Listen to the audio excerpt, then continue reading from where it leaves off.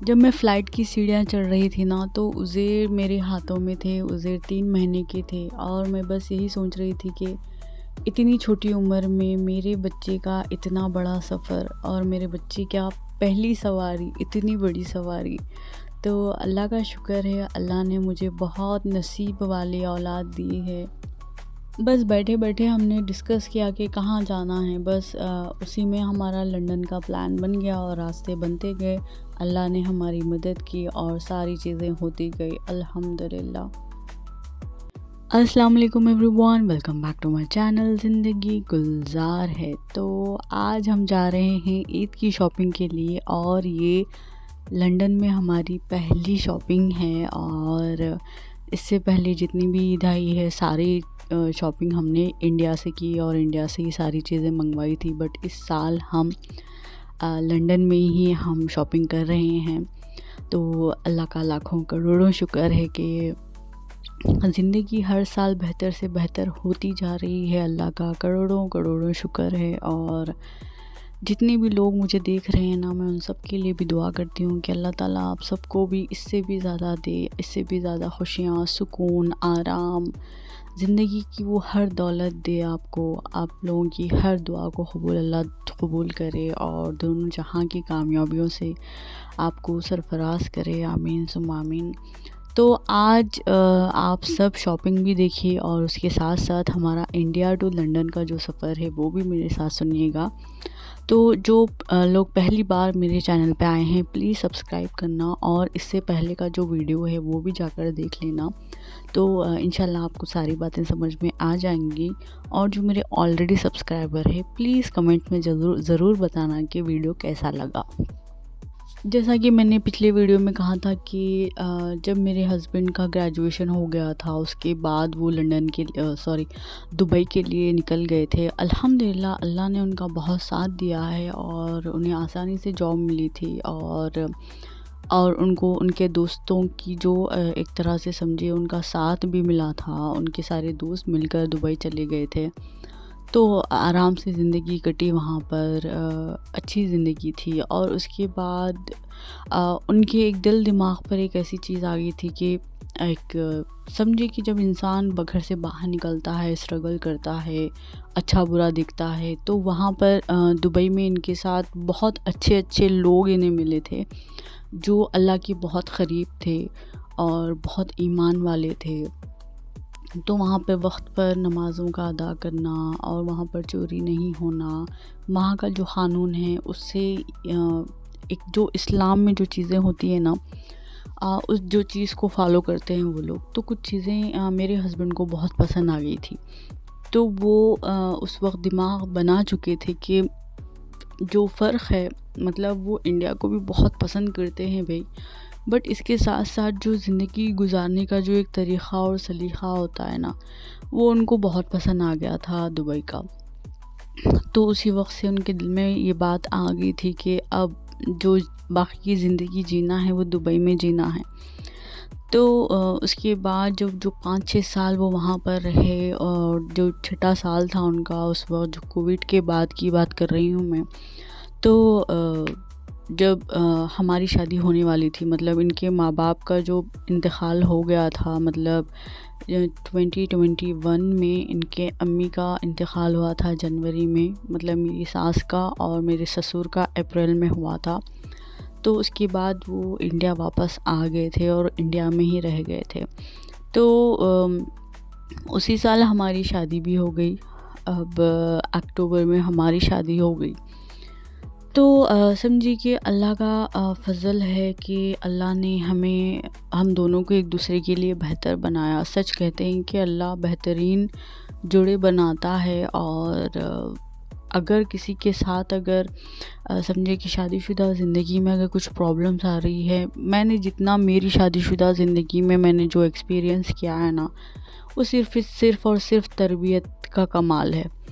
جہاں پہ ماں باپ جب اولاد کے سامنے ایک ایگزامپل رکھتے ہیں کہ ہم اچھے میاں بیوی ہیں، تو وہ بچے بھی اچھے میاں بنتے ہیں، اچھی بیوی بنتے ہیں. تو یہاں پر الحمدللہ اللہ تعالیٰ میرے ساس سسر کی مغفرت کرے، اللہ انہیں جنت الفردوس میں اعلیٰ مقام دے، کیونکہ وہ دونوں بہت ایک دوسرے کے ساتھ بہت پیار سے رہتے تھے، اور میرے شوہر نے انہیں دیکھا ہے کہ میاں بیوی کیسے رہنے چاہیے۔ جب ہماری شادی ہونے والی تھی، جب میرے گھر والوں نے پوچھا کہ تم کیسے رکھو گے ہماری بیٹی کو، تو انہوں نے ایک ہی بات کہی تھی کہ میرے بابا نے میرے امی کو بہت عزت سے رکھا اور میں بھی میری بیوی کو عزت سے رکھوں گا۔ بس ایک ہی بات تھی ان کی، اور آج تک وہ بات پر ہے اور مجھے بہت عزت سے دیکھتے ہیں۔ اتنی عزت، اتنا احترام کرتے ہیں میری ہر بات کا، میرے ہر طرح کے برتاؤ کا، چاہے وہ غصہ ہو، ناراضگی ہو، کچھ بھی ہو، ان کا پورا اٹینشن ہوتا ہے میری طرف۔ تو انہوں نے نبھایا ہے سب کچھ، تو میں یہی کہوں گی کہ بس سب کچھ، سارا کمال ماحول کا، تربیت کا، اخلاق کا ہوتا ہے۔ تو اس کے بعد جب ہماری شادی ہو گئی، ہم دونوں کے بیچ اچھے سے اچھی وہ خود ہی سے ہوتا گیا، تو جب انڈرسٹینڈنگ بن گئی، ان کا ہمیشہ سے کہنا تھا کہ ہمیں اب باہر جانا ہے، ہم دبئی جائیں گے، ہم دبئی جائیں گے، مگر اس کے بعد عزیر کو لے کر میں پریگننٹ ہو گئی۔ میری شادی کے 2 مہینے بعد ہی میں پریگننٹ ہو گئی، اور اس کے بعد پلان بنا تھا کہ عزیر ہونے کے بعد جائیں گے۔ اس کے بعد پھر یہ ان کے دماغ میں ایسی بات ہے کہ دبئی میں جا کر تھوڑا سا مطلب بچے پریشان ہو جائیں گے، میں پریشان ہو جاؤں گی، کیونکہ دھوپ بہت ہوتی ہے وہاں پر، پانی اتنا خاص نہیں ہوتا، تو اس چیز کو لے کر تھوڑا سا یہ سوچنے لگے کہ اور کہاں جا سکتے ہیں ہم۔ تو بس ایسے ہی بیٹھے بیٹھے ڈسکشن ہو رہا تھا کہ دبئی میں کیا تھا، کیسا تھا، کیا چلتا تھا، کیسی زندگی تھی، بس ایسے ہی بیٹھے بیٹھے باتوں میں ساری باتیں شروع ہو گئی۔ تو اب وہاں سے ڈسکشن شروع ہو گیا کہ چلو اب یا تو US جاتے ہیں، یا آسٹریلیا، یا لنڈن، یہ 3 چیزوں کا آپشن تھا۔ تو سب سے پہلے میرے شوہر نے آسٹریلیا کا دیکھا، وہاں کا نہیں ہو پایا، اور US کے لیے تو بہت مشکل ہو گیا تھا، کیونکہ جس طرح سے اس وقت باتیں سنائی دے رہی تھی کہ ٹرمپ سارے جتنے بھی مسلمان ہیں ان لوگوں کو بھیج رہا ہے، فلاں فلاں چیزیں ہو رہی تھی، مشکل ہو گیا تھا۔ تو اب بچا یہاں UK، تو اب UK کے لیے بس یہ لاسٹ آپشن تھا، ہم نے اس کو صرف لاسٹ میں رکھا تھا۔ اب جب ہو گیا تو یہاں پر آلموسٹ میرے 7واں مہینہ میرا چل رہا تھا، تو وہاں پر اس کی جب سے یہاں پروسیس شروع ہو رہا تھا، ہم نے جو بھی انٹرویو دینا ہوتا ہے اس کی ڈیٹ لے لی، میں اس کے لیے پریپیئر ہو رہی تھی، اور جب جیسا ڈیلیوری ہو گئی اس کی 1-2 مہینے بعد میں نے جا کر انٹرویو دیا، اور جو بھی ہوتا ہے یہاں پر تو اس کا میں نے انٹرویو دیا۔ اس میں تھوڑی سی مشکلیں آئی، 1-2 بار میں صحیح سے نہیں دے پائی، اس کے بعد 3rd ٹائم میرا جو اٹیمپٹ تھا وہ کلیئر ہو گیا۔ وہ انٹرویو کے بعد سیدھا سمجھیے کہ بس 10-15 دن میں ہمارا ویزا آ گیا، ساری چیزیں آ گئی، کیس آ گیا، جو کیس انٹرویو ہوتا ہے نا، جو وہ انٹرویو کلیئر ہو گیا، سب کچھ ہو گیا، اور ایسا سمجھے کہ ساری چیزیں ہونی تھی۔ یہ میرے بچوں کا نصیب ہے، میں یہ سمجھتی ہوں کہ میری اولاد کا نصیب تھا جو مجھے یہاں تک لے کر آیا۔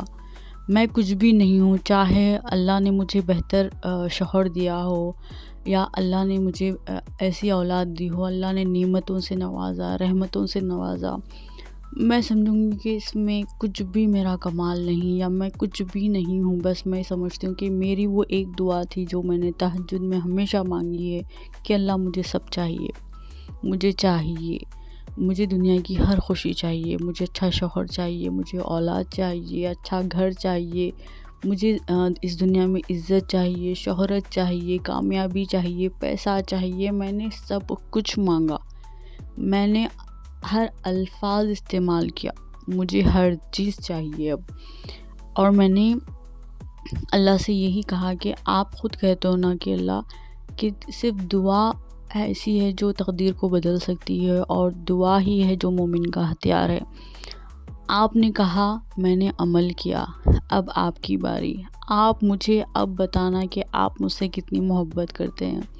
میں نے ایسے الفاظ استعمال کیے اللہ سے، اور وہ اس وقت تھا بھی میرا ایسا وقت کہ میرے پاس اللہ کے سوا کوئی نہیں تھا، اور سچ کہتے ہیں کہ کچھ مصیبتیں اور کچھ غم ایسے ہوتے ہیں کہ اللہ کے قریب کر دیتے ہیں، اور ان غموں پر، ان مصیبتوں پر شکر ادا کرنا چاہیے۔